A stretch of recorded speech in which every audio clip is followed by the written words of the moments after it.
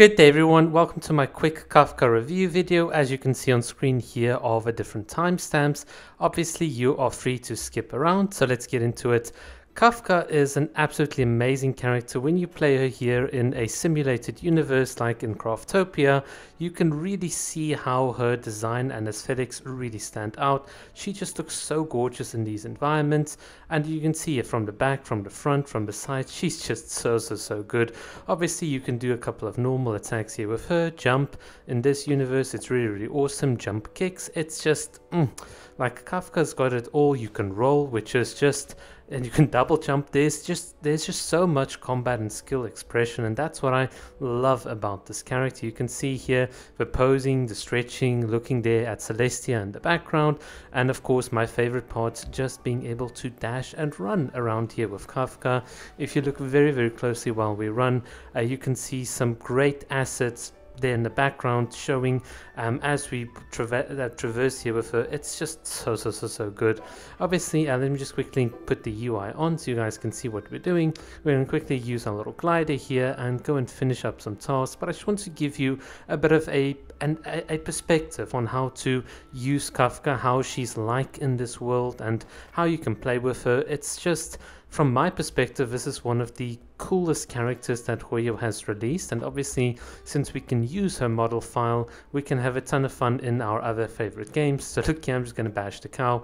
Sorry for those of you that don't like this is just part of the game. It's pretty funny because you need these materials so that you can eventually build up. So you can see it in the background. We need to build up the Tower of Babel, and for that we obviously need a couple of things from the cow, so that's what we're going to need. But you can see here, as a Salaron hunter, even in this universe, Kafka is pretty efficient at destroying things, and now we're going to do what we need to do, build and save this universe by slowly gathering materials, ensuring that all the towers are built properly, and that's going to allow us just to have such a good time. So here you can see we're busy building the Leaning Tower of Pisa, or whatever you call it, and it's just going to be so good. It will allow us to connect with the celestial stars towards the end game.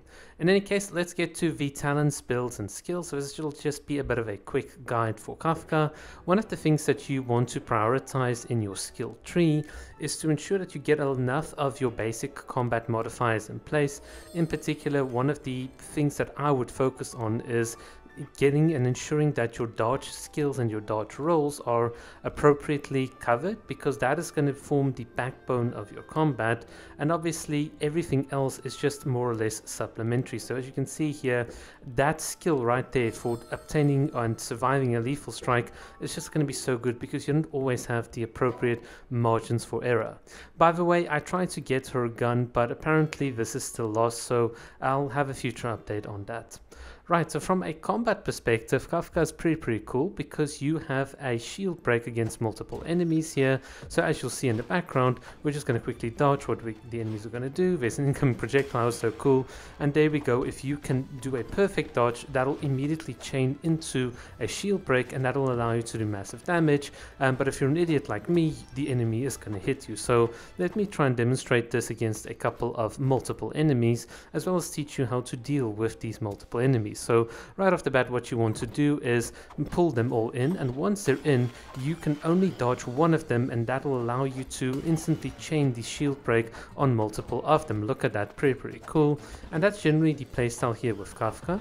Of course, if you want, you can equip a heavier weapon. So you can see I've got my axe. This will allow me to do a massive amount of damage, but of course the downside to this is that your movements are significantly slowed. So I would use that very sparingly here in the normal domains when you run with her. In any case, here's the most important part of this video: when not to use Kafka.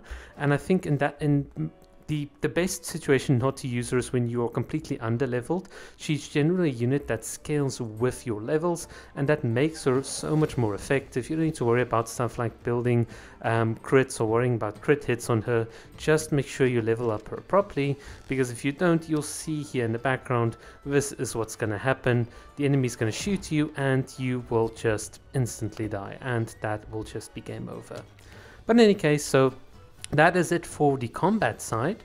Let us then start wrapping up this video. So from my perspective, Kafka is an absolutely awesome character. If you look at her design, the colors just fade so well. The spider motif is just so good. It's all about that theme of fear and how Kafka is absolutely fearless. She is the predator, and you can see everything about her. She's got all the curves and everything just screams femme fatale, and that's what I absolutely love about this character. Such an awesome and good design. Alright guys, let me know what you think about Kafka, and thank you so much for watching. I'll see you in the next video.